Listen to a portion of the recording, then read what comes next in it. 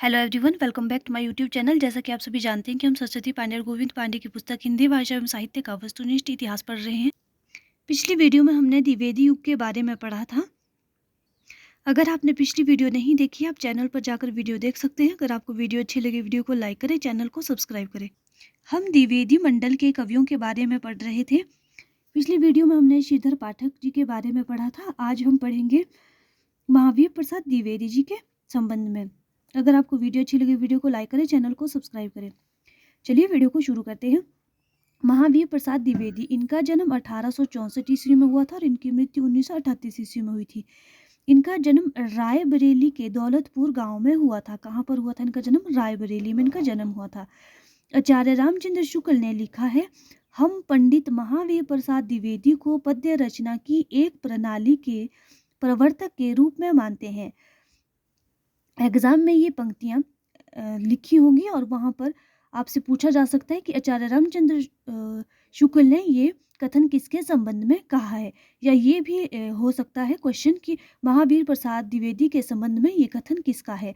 तो ये कथन है आचार्य रामचंद्र शुक्ल का कि हम पंडित महावीर प्रसाद द्विवेदी को पद्य रचना की एक प्रणाली के प्रवर्तक के रूप में पाते हैं।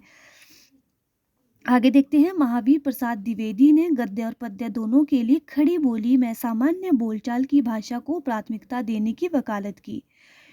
क्या कहा है कि जो महावीर प्रसाद द्विवेदी है, इन्होंने गद्य और पद्य दोनों के लिए किस भाषा का प्रयोग किया? खड़ी बोली में सामान्य बोलचाल की भाषा को प्राथमिकता देने की वकालत की।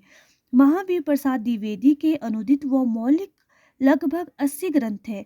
इनके प्रमुख काव्य संग्रह निम्नांकित है।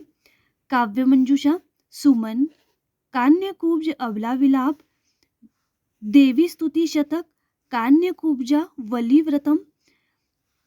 महावीर प्रसाद द्विवेदी ने लिखा है, कविता का विषय मनोरंजन एवं उपदेशजनक होना चाहिए। क्या कहा है महावीर प्रसाद द्विवेदी जी ने कि जो कविता है उसका विषय क्या होना चाहिए? मनोरंजन होना चाहिए और उपदेशजनक होना चाहिए। यमुना के किनारे केली कौतूहल का अद्भुत वर्णन बहुत हो चुका। ना परिकायों पर प्रबंध लिखने की अब कोई आवश्यकता है और ना सभी कायों के गतागत की पहेली बुझाने की। चींटी से लेकर हाथी पर्यंत, भिक्षु से लेकर राजा पर्यंत मनुष्य, बिंदु से लेकर समुद्र पर्यंत जल, अनंत आकाश, अनंत पृथ्वी, अनंत पर्वत, सभी पर कविता हो सकती है। तो ये कथन किसका है? महावीर प्रसाद द्विवेदी जी का है। महावीर प्रसाद द्विवेदी द्वारा रचित अनुदित काव्य निम्न है। अनुवाद है विनय शतक भर्तृहरि और आधार ग्रंथ है भर्तृहरि के वैराग्य शतक का दोहों में अनुवाद। विहार वाटिका जयदेव के गीत गोविंद का संक्षिप्त अनुवाद, ये इसके आधार ग्रंथ है और ये इसके अनुवाद है। स्नेहमाला आधार ग्रंथ है भर्तृहरि के श्रृंगार शतक का दोहों में अनुवाद। गंगा लहरी आधार ग्रंथ है पंडित राज जगन्नाथ की गंगा लहरी का सवया में अनुवाद। ऋतु तरंगिनी आधार ग्रंथ है कालिदास की ऋतु संहार का छायानुवाद। महावीर प्रसाद द्विवेदी की प्रसिद्ध कविता सर्गो नरक ठिकाना नाही है। पूछा जा सकता है कि सर्गो नरक ठिकाना नाही है किसकी कविता है? तो महावीर प्रसाद द्विवेदी जी की हो जाएगी। आगे है अयोध्या सिंह उपाध्याय हरिऔध जी। इनका जन्म 1865 में हुआ था, मृत्यु 1947 ईस्वी में हुई थी।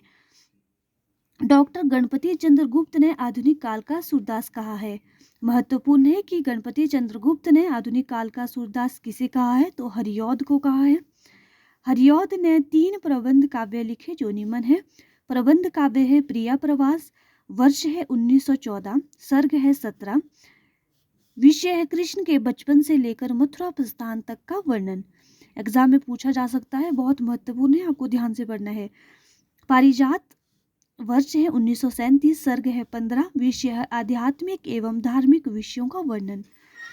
तीसरी है वैदेही वनवास, 1941, सर्ग है 18, इसमें राम के द्वारा सीता के निर्वासन की कथा है।